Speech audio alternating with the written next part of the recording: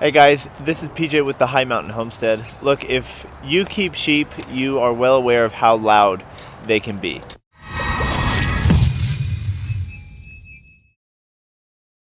I'll be honest with you, loud sheep was one of the closest things to a deal breaker that I had, or have had, with my first year of sheep. It's a lot of However, I have found ways to both work with it and get used to it. So that's what this video is going to be about. If you're new to the channel, welcome. I'm glad to have you. If you've been here a while, you know we do plenty of videos about sheep. We also have chickens, rabbits, we're going to do pigs. We've got a garden. We're all about better soil, better plants, better animals. If any of that's up your alley, consider subscribing. But today specifically, we're talking about loud sheep, how to work with it. Stay tuned.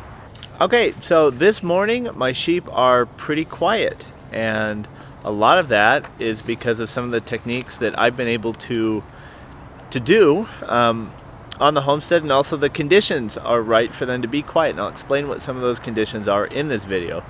But for those that have watched the channel, you know that it hasn't always been like this. Not by a long shot. I have to go feed them. I'm going to kill somebody. So the sheep that I have are Dorper, and Dorper have been the only sheep I've ever kept, but many longtime sheep keepers say that they are the loudest, or at least among the loudest, of sheep, which is not great if you're on a small scale homestead, because you have these things called neighbors. For example, like right there, it's not my house. My house is actually all the way over there, but like, that's my neighbor's house, and these are the sheep. So it's a little frustrating for them, I'm sure, but they're cool. One of the best recommendations I can give is be cool with your neighbors. Bake them bread, give them some lamb if they're into that at the end of the year. Just make sure that make sure they're happy. Okay, but let's get into this. So sheep baa or bleat for two reasons. One, communication. The other, complaining.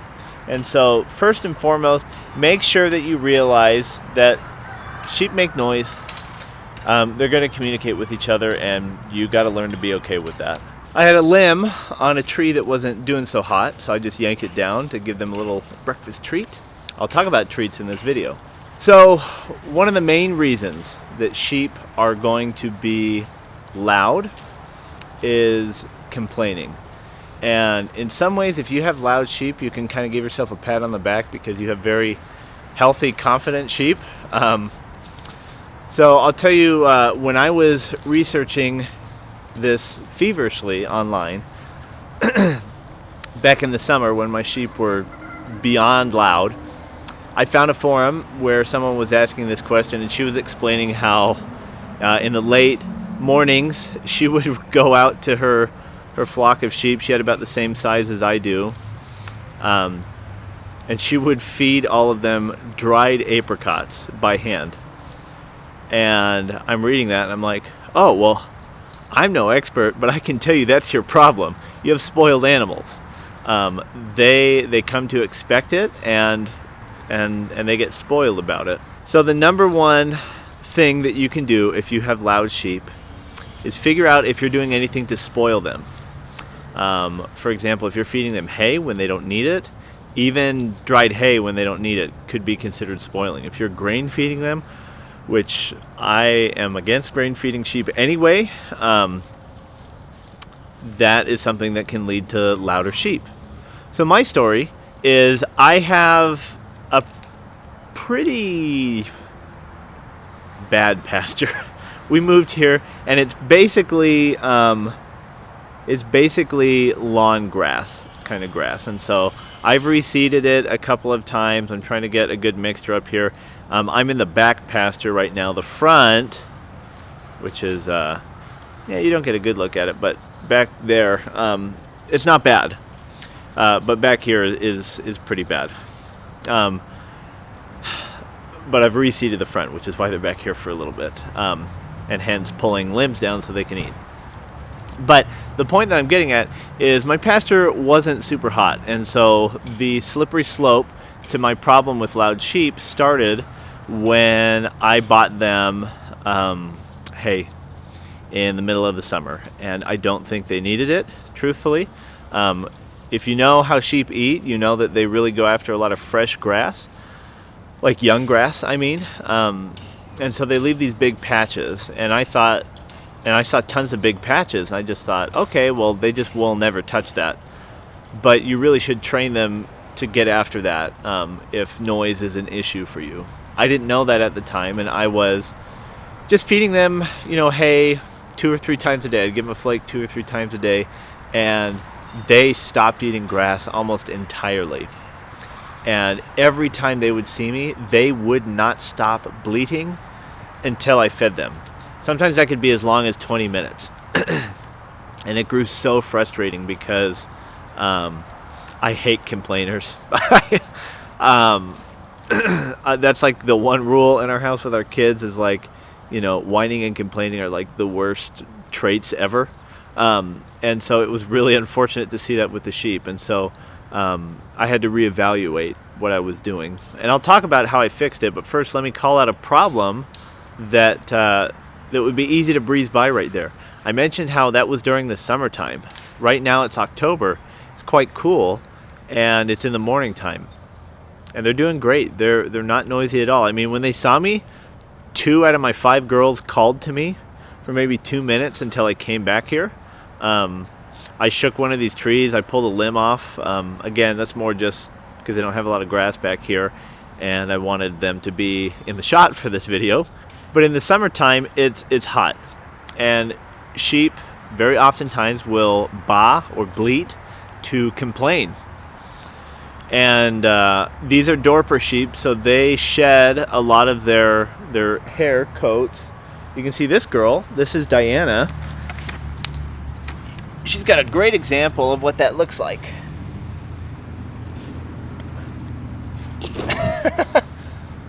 Yeah. So you can see right there, going around. She's not letting me get a great shot. You can see right there that big chunk that just hasn't quite fallen off yet. In the summertime, she had a lot more wool on her. In fact, she didn't start really peeling it off until mid-July. And, we were in 90s and 100s for multiple days at a time. And so I had read that Dorper will self-shear, but they're uncomfortable. So if I could do it again, or what I will change next year, is I'll shear if I can shear, because they complain, and I don't blame them. If it's 100 degrees and you're wearing a long hair coat, that kind of sucks, right? So I feel bad for them for that. So that's something that I would change, and if you have loud sheep, I would make sure you shear them just for comfort's sake. So the main idea is keep them comfortable. That's how you keep sheep quieter, but you do not spoil them. So it's a very fine line between, happy and spoiled. Let me talk to you about how I actually broke that cycle with my sheep. And it's going to sound ironic because part of the cycle was for 2 weeks straight, I put them on my hog run, which is essentially a dry lot situation. You can see it right here. About 80% of it is wood chip.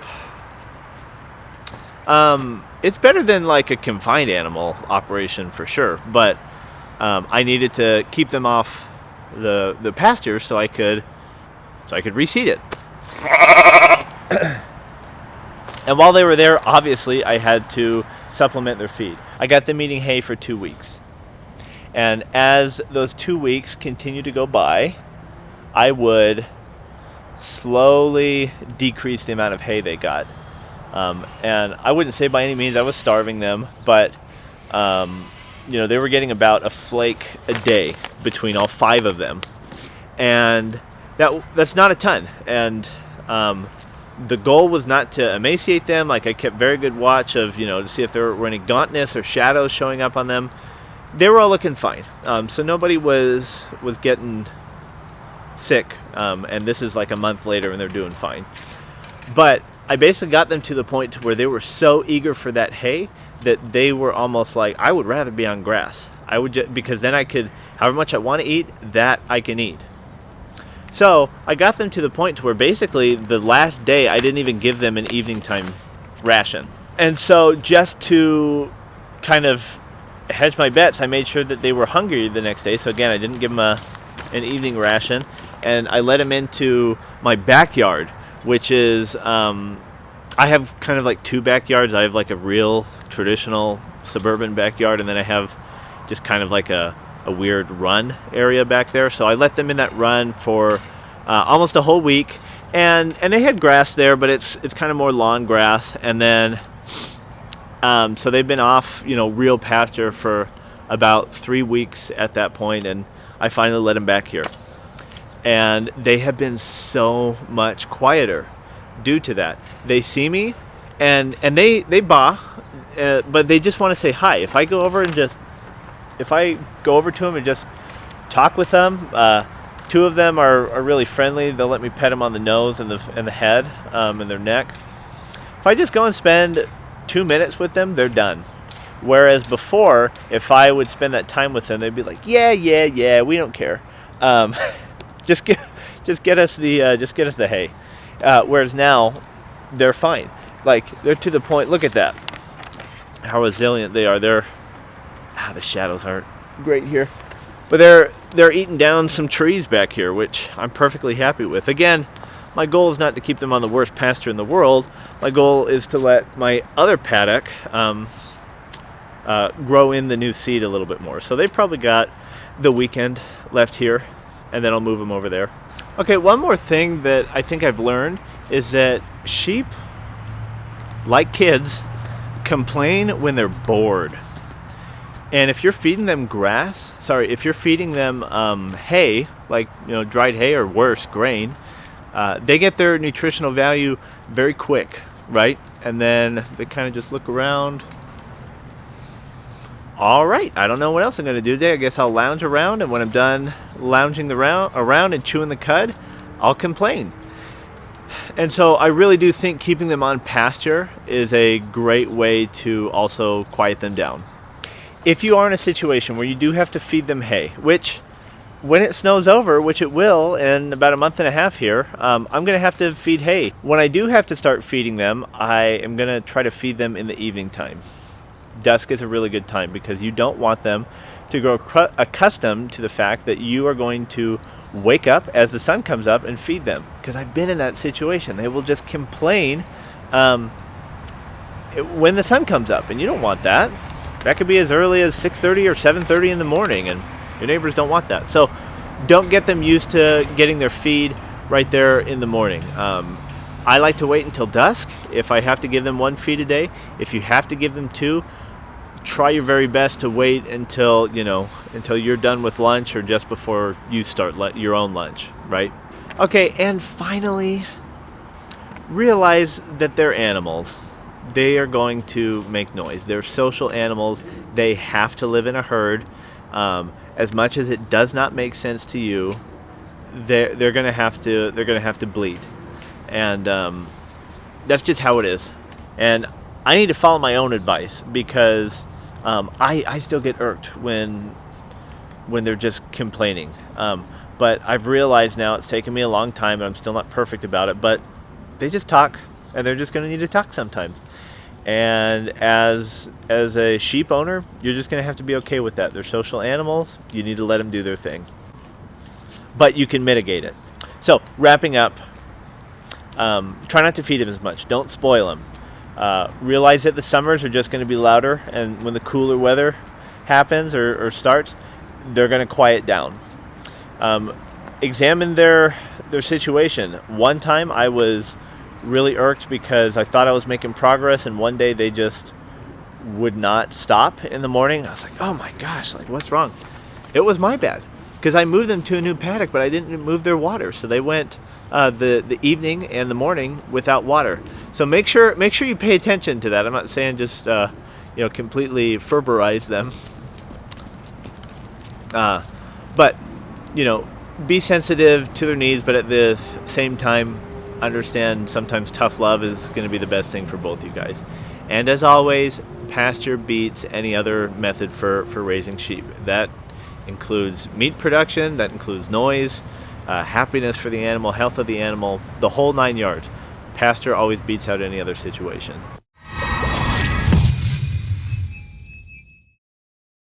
Hey, thank you for watching this video. I've only been keeping sheep for 1 year, okay? So I'm no expert at this. This is just my first year's experience with noisy sheep. If you have examples of how you've been able to keep sheep quiet, or you have any suggestions, please drop them in the comments. I'd love to know. I get a lot of people from the community asking sheep questions. I can answer about 80% of them. So if you see something, jump in. Answer the question, answer the comment. Would love to hear your experiences with loud sheep or loud animals in general. If you like the video, go ahead and subscribe. Would love to see you on the next video. But until next time, we're the High Mountain Homestead. I'll see you on the next one. Thanks.